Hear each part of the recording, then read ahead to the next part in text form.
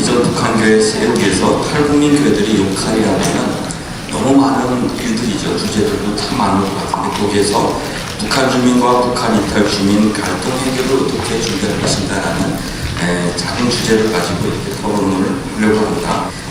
고난의 행군이라고 하는 그것이 결국은 이 탈북민들이 이탈하게 될 첫 번째 동기가 됐습니다. 북한 주민들은 북한 사회에서 지정된 자리에서 살아가도록 훈련받고 또 그렇게만 따라주면 얼마든지 살 수 있는 조건이 허락된 곳에서 살았습니다.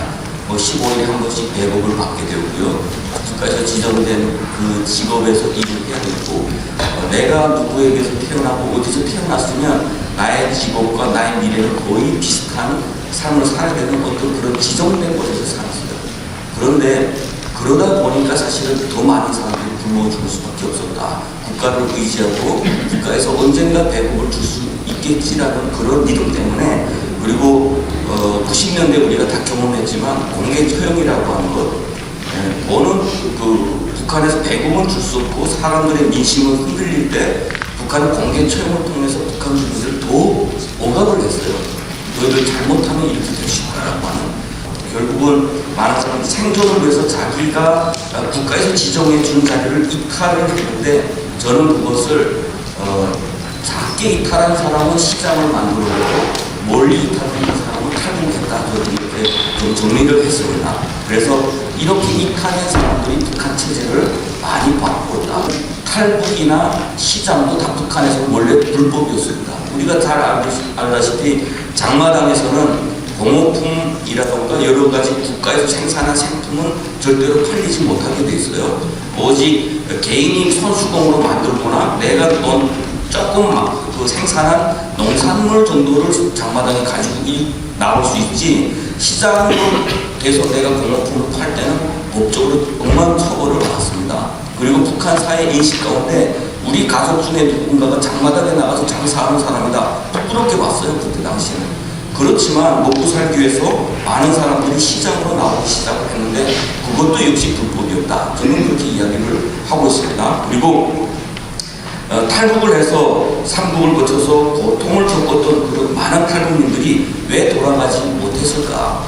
우리가 가난한 나라는 많습니다. 그리고 여기에 온 이주민들도 참 많아요. 그런데 우리는 왜 중국에 탈북했는데 다시 돌아가지 못했고 또 다시 대한민국으로 올 수밖에 없었을까라고 하는 것은 첫 번째가 엄격한 통제예요. 한번 이탈했다가 돌아가면 그 사람들은 영원히 감시를 받아야 하고 그것을 그 딱지를 영원히 가지고 다닐 수밖에 없기 때문에 결국은 갈 수가 없고 두 번째 자유를 알고 난 다음에 다시 들어가서 억압을 받는다는 것은 누구나 쉽게 결단할 수 있는 일은 아니에요. 그리고 세 번째가 거짓에 살아왔다라고 하는 그 증오심 때문에 도무지 북한 사회에 가서 매일 참가하는 회의에 참가해서 그들에게 들려진 거짓을 수능하면서 도무지 살 수가 없기 때문에 대다수가 그렇습니다. 실질적으로 그때 그 90년대 이후에 탈북에서 강제적으로 북송된 사람들 중에 처형당하고 감옥에 가서 사망한 사람들이 정말 많습니다. 그리고 2000년대에 북한에서는 범죄자 취급을 하지 않았어요. 이것은 좀 북한을 이해하시면은 알아야 되는데 북한은 개국투쟁의 관점에서 이 역사를 바라보는데 그 개국투쟁의 적이 누구냐? 감옥에 판결을 받으면 개국의 적이 되는 겁니다. 그러다 보니까 2000년대 후반도 2000년대 초반에 김정일의 특별 지시에 따라서 행정처벌로 낮췄어요. 개국의 적이 되지 않은 거죠. 법적으로는. 그러니까 북한 주민들이 그러면 이 사람들은 누구냐라고 할 때 여행 질서 위반법에 따라서 행정처벌을 한다라고 해서 북한으로 나갔을 때 3개월 처벌만 받고 북한 주민이라는 것이 확인되고 기독교나 한국과의 의도가 없었다는 것이 확인되면 다 석방시켜줬습니다. 그럼에도 불구하고 2000년도부터 2008년도까지 처벌이 수위를 낮췄다고 해도 다시 북송됐을 때 목숨을 잃은 사람, 감옥에 끌려간 사람은 적지 않다라고 하는 것을 말씀드리고요. 북송된다가 이제 다시는 이렇게 두려움 속에서 중국에서 그렇게 공포스럽게 살고 싶지 않아 여기 남을 거야 해서 남은 사람도 적지 않습니다. 탈북민들은 결국은 난민이다라고 하는 것을 저도 말하고 싶은 겁니다. 탈북민은 그런 고통을 가지고 탈북할 수밖에 없었고 다시 돌아갈 수 없었던 그런 난민이다라고 하는 것을 좀 말씀드리고 싶고요. 2012년도 이후부터 탈북의 좀 양상이 좀 달라졌습니다. 과거에는 오직 생존을 위해서 탈북했다면 이제는 이미 탈북하신 분들이 가족을 찾아서 데려오는, 그렇게 해서 브로커를 통해서 길을 열기 시작을 했던 그렇게 좀 변하기 시작했고요. 그리고 2017년도 한 가족의 그 탈북 사건이 있었죠. 온 가족이 독약을 가지고 오다가 다 이렇게 운동하고 자살을 했습니다. 자녀들까지 다 포함해서 이 뉴스가 나왔는데, 제가 그때 북한의 그 사람들하고 이렇게 연락을 하고 있을 때 북한에서 이 사실을 알고 있었어요. 그러면서 위에서 당의 그 정책이 뭐냐, 밖에가 죽어도 데려온다, 관으로까지 데려온다, 이렇게 그 교육을 받았다고 해요. 그것은 뭐냐면 탈북의 양상이 이제는 먹고 사는 문제가 아니라 이 국가에서 살 수 없다, 인간답게 살아야 되겠다라고 하는 것으로 바뀌었다. 그리고 북한에서 다 알다시피 자살은 조합입니다. 혁명에 조합하는 곳이기 때문에 북한에서는 함부로 자살도 못해요. 그런데 이분들은 온 가족이 다 자살을 선택할 정도로 결심하고 탈북했다라고 하는 거죠. 결국은 탈북이라고 하는 것은 생계를 위해서 북한 지정된 자리를 이탈하는 것에서부터 시작해서 가족이 함께 살고 싶은 그런 간절한 바램에서 시작해서 인간으로 살고 싶다라고 하는 것에서 다양하게 확산이 되었다라고 합니다. 그리고 탈북이 단순히 탈북자들의 운명의 문제가 아니라 탈북으로 인해서 북한 사회에 준 영향력은 결코 작지 않다라고 하는 것을 우리는 좀 알아볼 필요가 있어요. 30년이 되었죠. 그동안 지금도 북송 위기에 있는 2,600명이라고 하는데 그 통계가 어디서 나온지 모르지만 여러분 통일부 통계를 보시면 알다시피 2019년까지요 1,000명 이상이 탈북을 했습니다. 2020년부터 시작해서 그 통계가 줄어들었는데 해마다 1,000명씩 오던 사람들이 갑자기 와야 될 사람들이 지금 다 잡혀있는 것 아닌가. 통계로 보면 그렇게 보여지게 돼요. 2,600명이 결국은 해마다 들어올 1,000명이 오지 못하고 대기하거나 움직이다가 체포된 사람들이 지금 북송 위기에 있다라고 하는 것을 보시면 될 것 같습니다. 그만큼 북한 이탈 주민들이 걸어왔던 그 길은 고난의 길, 고통의 길이고 그 길은 연속적으로 지금 반복이 되고 있다라고 하는 것을 좀 아셔야 될 것 같고요. 그러면 갈등의 문제는 그럼 어떻게 어디에 무슨 갈등이 있느냐라고 하는 겁니다. 저는 여러 자리에서 그런 소리를 들었어요. 그 북한에 연구하시는 분들이나 북한 선교하시는 분들이 앞으로 탈북민들이 북한으로 돌아갔을 때 이들은 반역자로 탈북했기 때문에 북한 주민들이 받아주지 않을 가능성이 크다. 그래서 다른 방법을 생각해야 된다. 이런 주장을 좀 들은 적이 있습니다. 그래서 그런 마음을 가지고 있었는데 이런 또 이렇게 주제를 발표하게 돼서 이렇게 준비하게 됐어요. 저는 그것은 일리는 있지만 근거는 없다. 저는 이렇게 말씀을 드리고 싶고요. 갈등이라면 그러면 어떤 갈등이 있을까? 국가에서 만들어낸 그 표면적 갈등이라는 것이 있어요. 예를 들어서 국가에서 북한 주민들에게 심어주고 있는 그들은 반역자다라고 하는 거예요. 반역자고 배신자다. 혁명을 싫어서 떠난 걱정이들이다라고 하는 이것은 아주 제가 문명하게 표현하고 있는 겁니다. 이제 글에 보면은 아주 찢어주기라고 하고 이렇게 인간 쓰레기라고 하고 이렇게 하더라고요. 그런데 그들이 심어준 것이 북한 주민들이 받아볼 때는 분명히 그렇게 생각을 할 거예요. 지금은 그렇게 생각을 분명히 한다. 그리고 두 번째 갈등이 있어요. 우리 탈북민들이 북한으로 돌아갔을 때 우리 가족들이 내가 탈북함으로 인해서 실질적인 피해를 받고 국가로부터 이웃들로부터 실질적인 고난을 많이 겪을까. 그것을 우리는 눈으로 봐야 되고 그렇게 희생된 사람들의 무덤 앞에 설 수밖에 없는 사람들이 우리 탈북민들이에요. 그러면 우리는 그 자리에서 무엇을 생각할까? 무엇을 결단해야 될까? 라고 하는 데서 이것은 잠재적 갈등이라고 저는 표현을 하고 싶고요.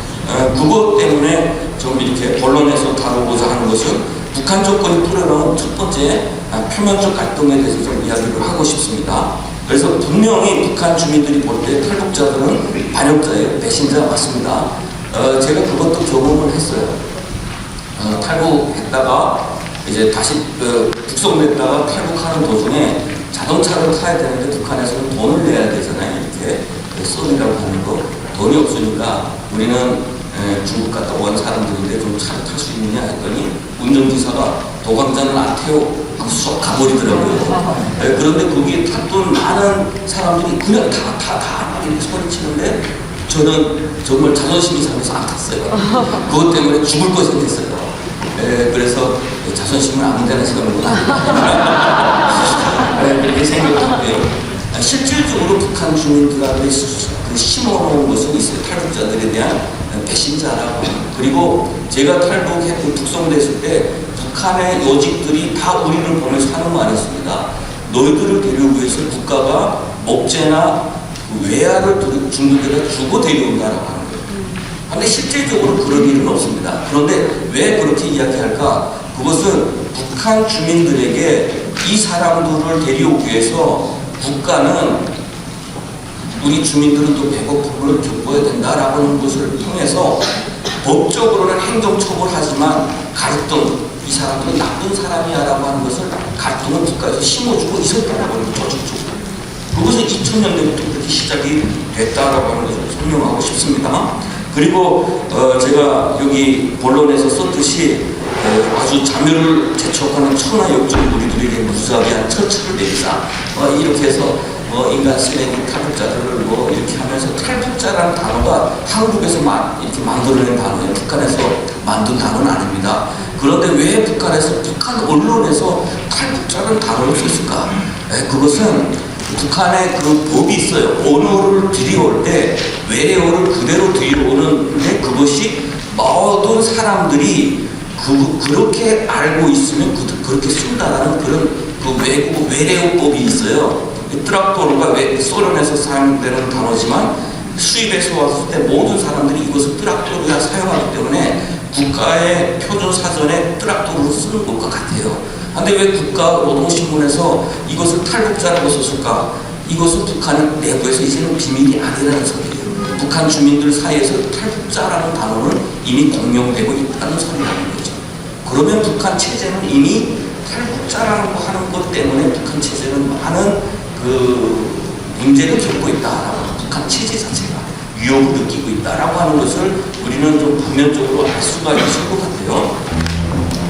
그래서 저는 처음에는 표면적 갈등은 결국에는 그런 갈등이 우려할 만한 갈등이 아니고 오히려 북한 제도가 바뀌거나 개혁 개방이 될 때 북한 주민들이 철천지 원수라고 생각했던 미국과 가장 가까워질 가능성이 가장 크고요. 한국과 일본을 좋아할 가능성이 가장 커요.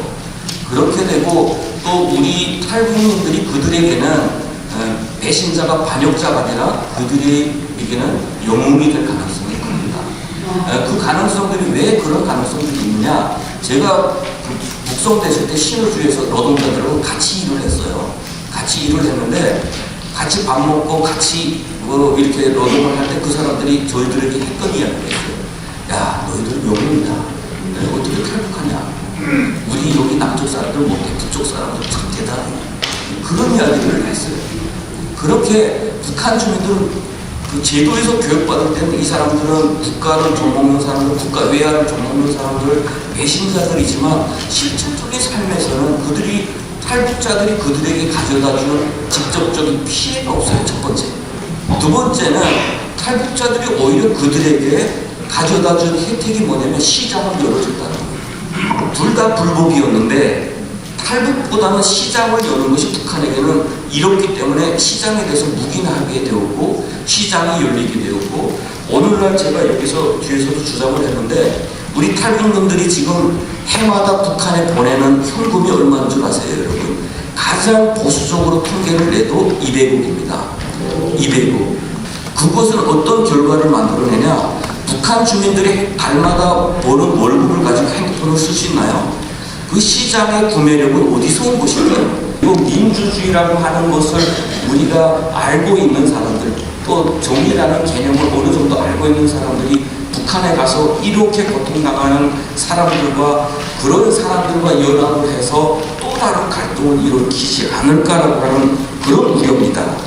그래서 저는 오히려 잠재적 갈등이 가장 북한의 미래에 통일됐을 때 북한은 또다시 피해의 어떤 그 갈등을 불러일으킬 위협 요소라고 저는 생각을 하고 있습니다. 갈등을 치유할 탈북민 교회의 역할에 대해서 저는 이야기를 하고 싶습니다. 먼저 10페이지에 좀 위에 쪽에 보면 미로슬라브 볼프가 주장했던 그 주장이 있어요. 중립이 불가능하고 노골적인 양국적 안에 각각 소속되고 서로 연합되면서 서로에 대한 증오심과 죽은 이들에 대한 애도가 이라고 하는 것은 완전히 뒤바뀔 가능성, 180도 바뀔 가능성이 더 큽니다. 그래서 저는 이런 우려는 필요 없는 우려다라고 저는 생각을 하고요.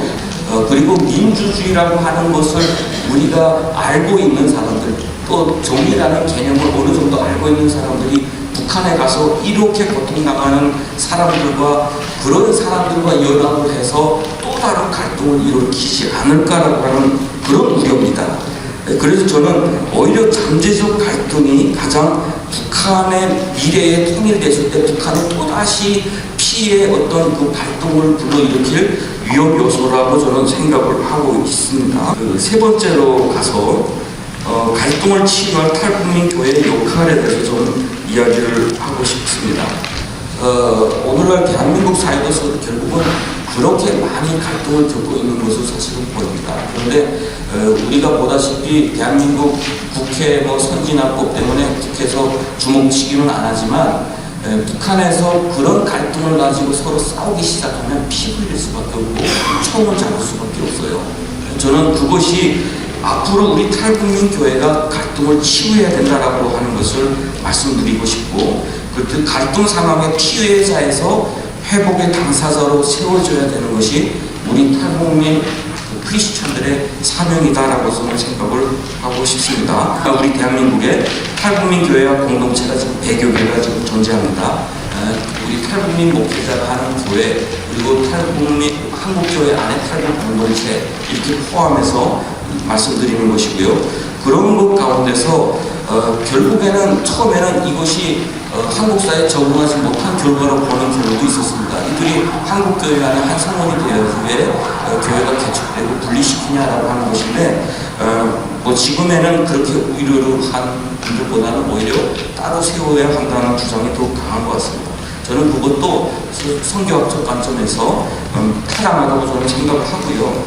그렇게 함께 모여서 같은 아픔을 가지고 함께 치유하고 복음으로 준비되고 이런 과정이 결국에는 치유의 과정이라고 저는 말씀드리고 싶습니다.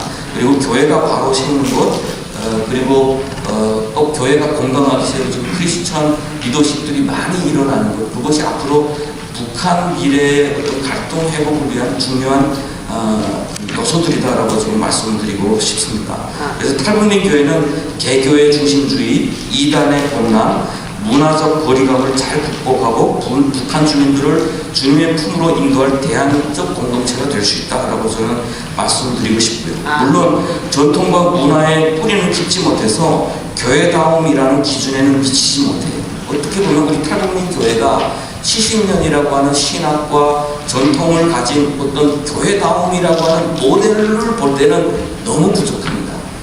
저도 갈등이 뭐냐면 한국의 합동교단에서 교육을 받고 훈련을 받다 보니까 당연히 교회는 이래야 되고 설교는 이래야 되고 라고 하는 목회자는 이래야 되는 기준이 저한테 있어서, 그러다 보니까 우리 탈북민 교회를 시작할 때에 그 기준에 미치지 못하는 나 자신을 보면서 너무 힘들 때가 많아요.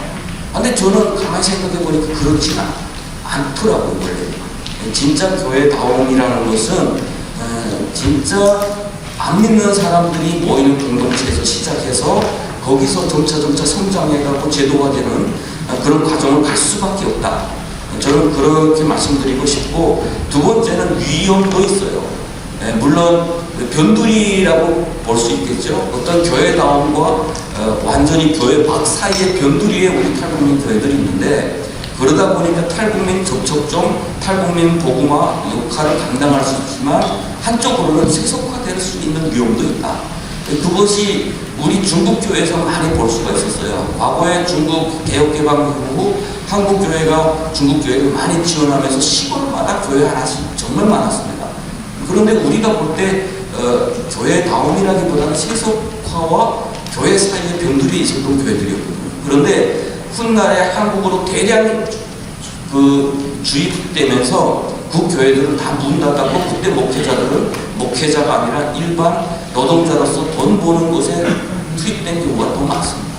그래서 우리가 이런 위험성도 있다라고 하는 것을 좀 말씀드리고 싶고, 그래서 좀 선교사를 양육하고 선교사를 파송하고 오랫동안 그곳에 정착시키고 교회를 세우는 그런 마인드를 가지고 우리 탈북민 교회를 좀 바라봤으면 좋겠다라고 말씀드리고 싶고, 탈북민 목회자는 많고 신학생은 점점 많아지는데, 그리고 탈북민 교회들 숫자도 계속 늘어나고 있어요. 그런데 그에 따라서 탈북민 복음화율은 늘어나지 않고 있다라고 하는 어떤 그 문제점도 사실은 좀 있습니다. 이것도 어떻게 우리가 해결해야 될 문제 중에 하나 있습니다. 그리고 또 하나는 박해받은 이들과 박해한 사들이 이들 사이에 중재할 만한 신학이 우리한테 있느냐라고 하는 거예요. 우리는 북이청이라고 하는 곳에서 교단을 초월해서 교파를 초월해서 하나 되고 있지만, 여기에 우리가 북한에 들어가서 이 갈등 상황을 극복할 수 있는 우리가 신학으로 삼아야 될 그 신학은 아직까지 부족하다. 아직 교단과 교파의 영향력을 많이 받고 있다 라고 하는 것을 좀 문제로 좀 보고 싶습니다. 그리고 저는 탈북민들이 대한민국에 더 많이 입국해야 된다라고 생각을 하고 있고요. 탈북민들이 지금 코로나 이후에 10배가 뛰었습니다. 불역부 비용이. 그리고 국경 봉쇄, 중국의 엄격한 통제, 그런 것 때문에 우리 탈북민의 수는 10분의 1로 줄었고, 브로커 비용은 10배로 뛰었기 때문에 앞으로 들어오는 것은 정말 어렵지만, 그럼에도 불구하고 많이 구출해야 된다 저는 주장하고 싶습니다.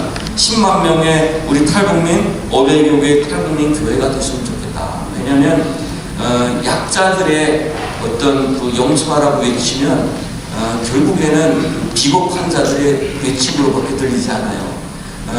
저는 큰 양을 주장하는 건 아니지만, 앞으로 북한이 통일됐을 때 교회가 들어가서 우리가 소리를 낼 때 우리가 너무 연약한 자들로서 고통당한 자들과 박해한 자들 사이에서 용서하라고 하는 외침은 결국에는 그들에게는 절대로 들려지지도 않을 것이고, 또 그 강한 자들에게 회개하라고 외치면 그들 귀에까지 미치지 못할 것 같아요. 1989년도에 동독 상황을 보니까 정부가 붕괴했을 때 제도로서 남아서 자기 역할을 감당하는 교회가 존재할 때 약자들을 보호할 수 있고, 폭력을 행사하는 경찰이 오히려 교회에 어떻게 하면 좋겠느냐라고 질문했던 그런 상황들이 있었어요. 실제로.